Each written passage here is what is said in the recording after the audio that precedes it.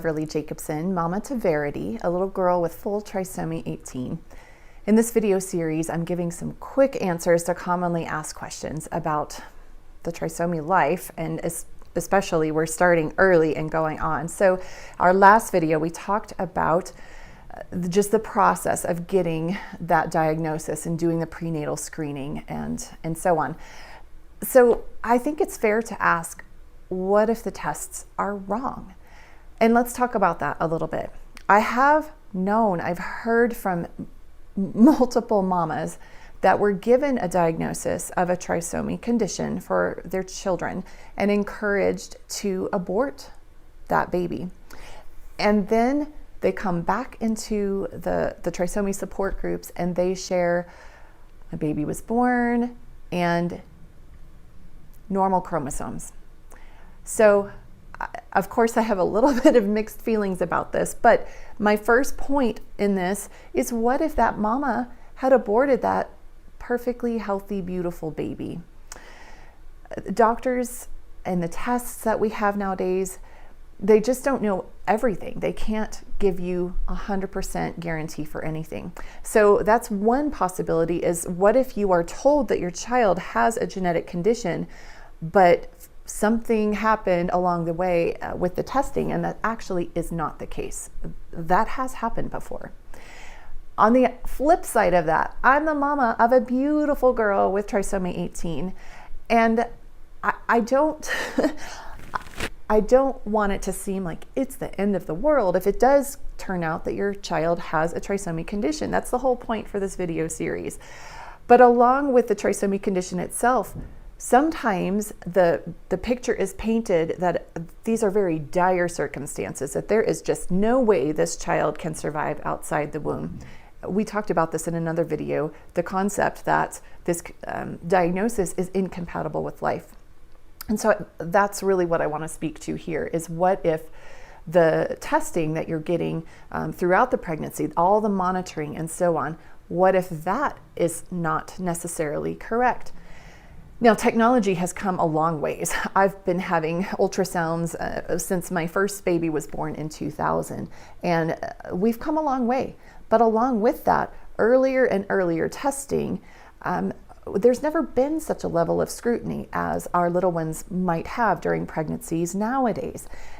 Again, pros and cons to that. We can prepare, we can learn more about our child's condition and be prepared to advocate, talk with medical teams and find out who's on board with doing certain surgeries and so on. But also, we've never seen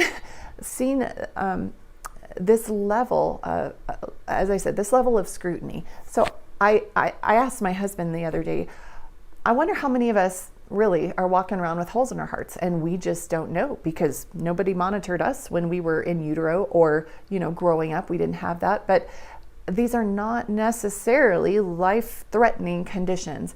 We have seen a number of cases where things resolve in utero, and at birth baby actually is faring much better than the team anticipated, just because these things can resolve, or maybe they're not as serious as the early testing may have indicated that they would be. Now, sometimes it can go the other way. My daughter, we didn't know she had holes in her heart because none of the ultrasounds picked that up, and we didn't have a fetal echocardiogram. She was born with holes in her heart. Now, I believe God in His sovereignty protected me, because just knowing who I am, I absolutely would have been a basket case. I was already devastated by the trisomy diagnosis in the first place. And if I had thought that we were going to have massive problems with her heart, I don't know, it would have been really difficult for me. I just know that. Now, if you have seen the other videos, you heard the story that her heart, actually, all three of those holes began patching over on themselves, and she did not, in fact, need heart surgery. Many little ones do, and many of them fare well with those interventions. I'm just saying that personally, I'm glad I didn't know about her heart, because it turned out to not be an issue. We didn't have to have major interventions there. So I guess the bottom line I want to leave you with is all the prenatal testing and monitoring and so on. Glean what you can from it, be prepared, but do take it with a grain of salt.